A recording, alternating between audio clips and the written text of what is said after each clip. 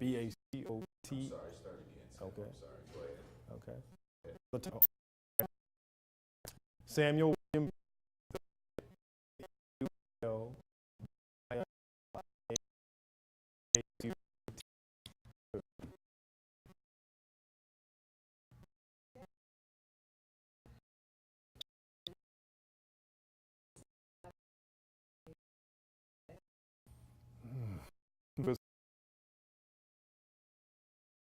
Some outstanding and very significant figures in the community, and to learn from them too. But again, to be a part of how they too give back to the community, and kind of in some sense spearheading that. So it's quite an honor. Can you give your perspective on the perception versus the reality of Kappa Boule and Sigma Phi Phi fraternity? Sure. And it's changed, I would say, over some, maybe generational time, because it has changed. I would suspect that in my grandfather's day, and to some extent my father's day too, and he's still apart, but early on in his day, that there was some cloakness to Sigma and Kappa, who, what, and people, perceptional people thought that it was a secret kind of society, and who's in it, and who they think they are, the talented whatever, as again people would say about some privileged persons, if you want to call it that. But I would say that over time, and I think it's a part of what Kappa's done too, to extend its arm and its reach out into the community, that people have gotten, the wider community, the community has gotten to know us in a more intimate and sort of personal way.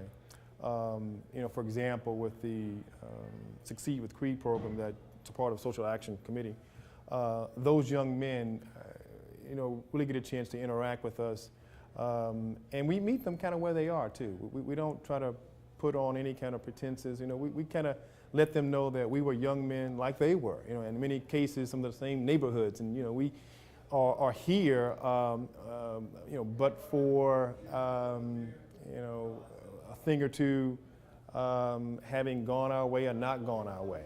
But we're here, we made it, and you can too, just by sort of following some pretty simple, rules or kind of covenants with yourself, being true to yourself, and like we have been, being true to yourself and sticking to some principles and making sure that you pick good friends, very simple things that we share with them.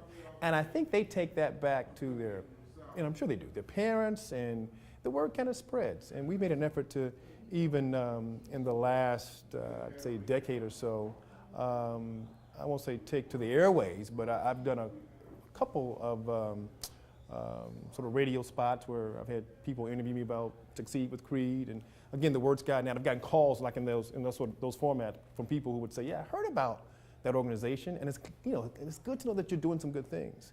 So I think we're more real now, and people kind of understand that we're just people trying to, with a good heart, trying to do good things for the community. You have had benefit of knowing a number of the members of this member boule over the years. Is there anyone, living or dead, that you could say you were especially pleased to have known?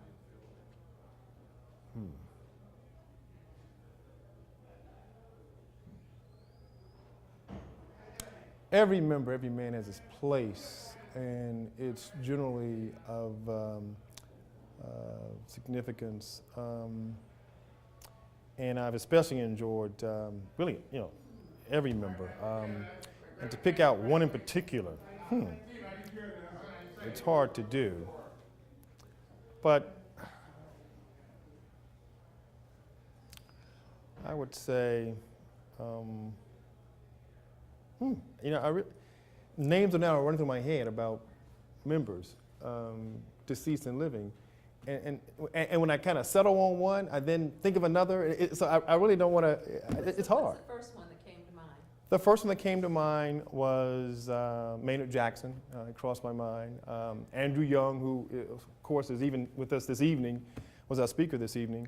Clarence Cooper, Gordon Joyner. Just so many names kind of run across my mind who've had some impact in my life.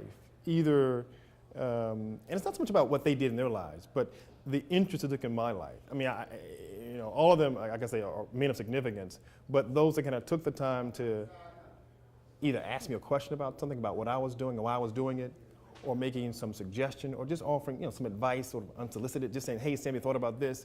Those are the ones that are, the names I mentioned that have sort of taken that interest in me, so that's why they came to me first. One last question. Sure. How has membership in this organization helped you in your development as a leader and a contributor in this community? Right. It has given me an opportunity to shine amongst giants. And I guess you can always get opportunity, but when you are in a room of giants and you're in that kind of position and getting really respect from people that, like I say, of this stature, it's altering in terms of what you think of yourself.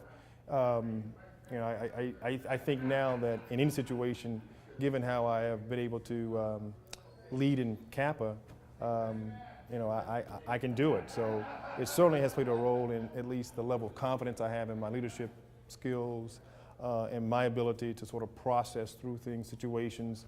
And hopefully, like this evening, we were trying to work on a situation, and the focus was just trying to get to the best solution, working together.